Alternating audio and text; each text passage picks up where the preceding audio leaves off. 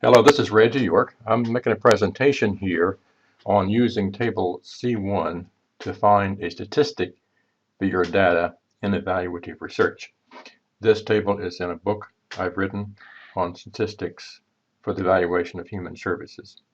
You'll need to have that book to have this particular table that I'm referring to.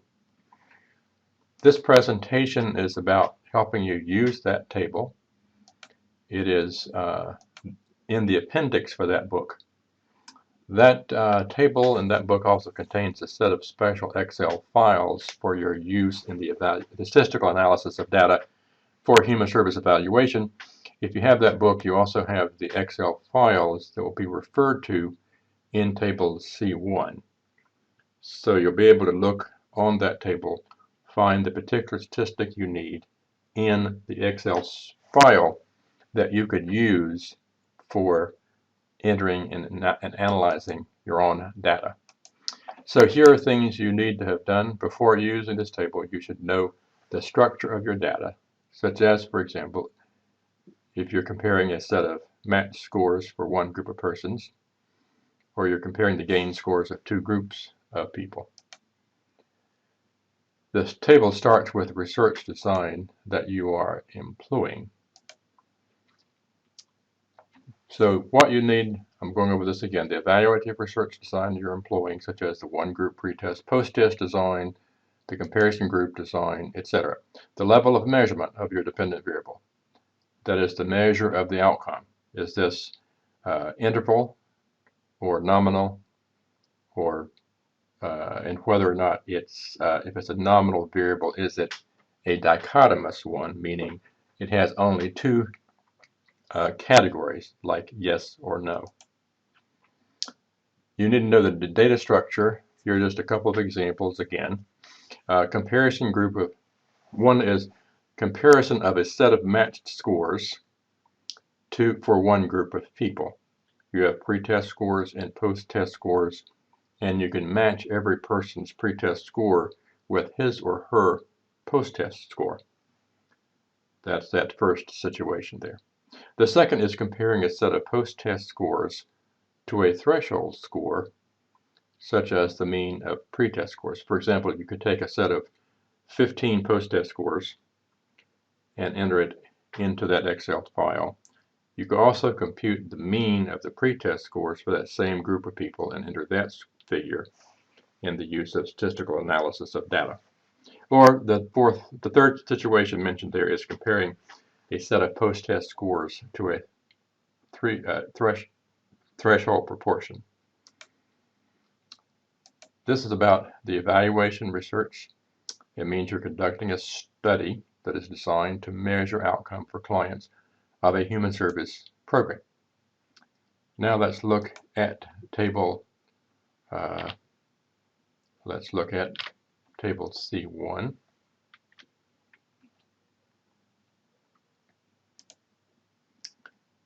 Here it is.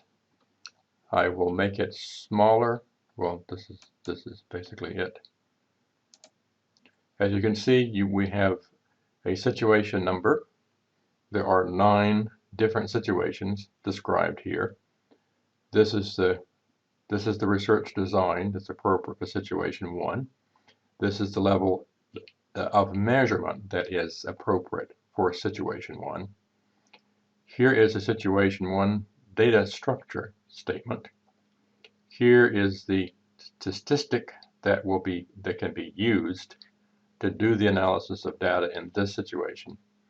Here is the Excel file that you could use if you have availability of this book. And here is a PowerPoint presentation which you can use if you don't understand the Excel file. I'm going to make this a little bit bigger so we can see it a little more clearly.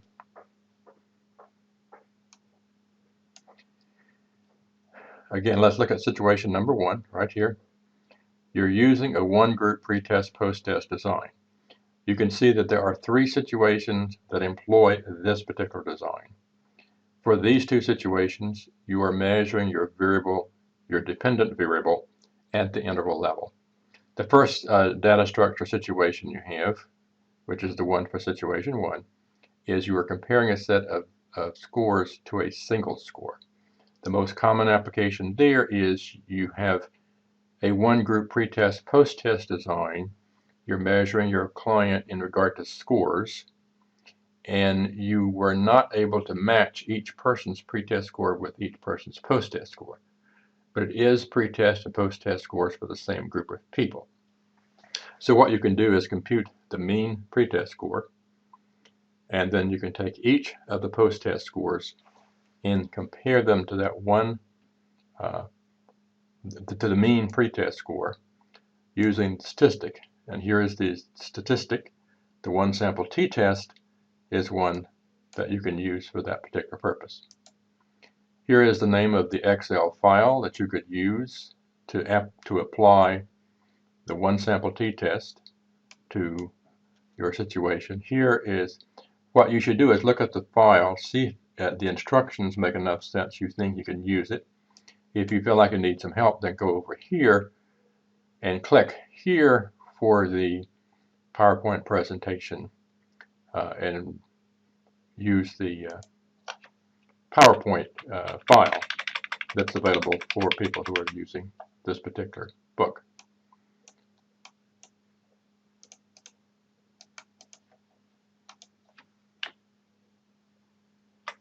Okay, excuse me here. Let's look at situation number 2. You have the one group pretest, post-test again. You also have interval measurement. In this situation, you are comparing a set of matched scores for a single group. If you're doing that, then the paired t-test would be the test you could use. And the York number 2 Excel file could be used for the application of the statistic to your data. And here is the information about the YouTube lecture. So those are a couple of illustrations. Let's look at situation number 5. Your data is nominal and dichotomous, such as you did or did not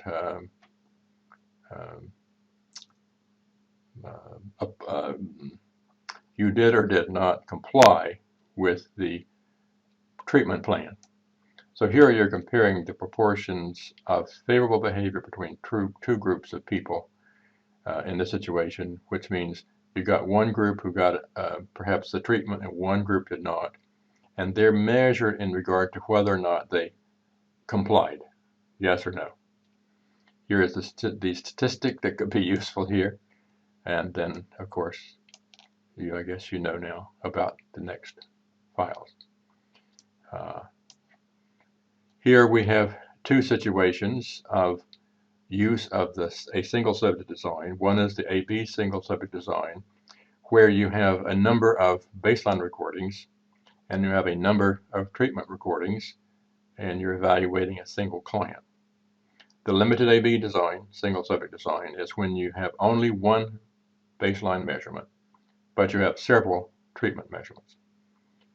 That's the line of data that you would use in that particular situation. Here is that was my instructions. I hope that was helpful to you. Good luck.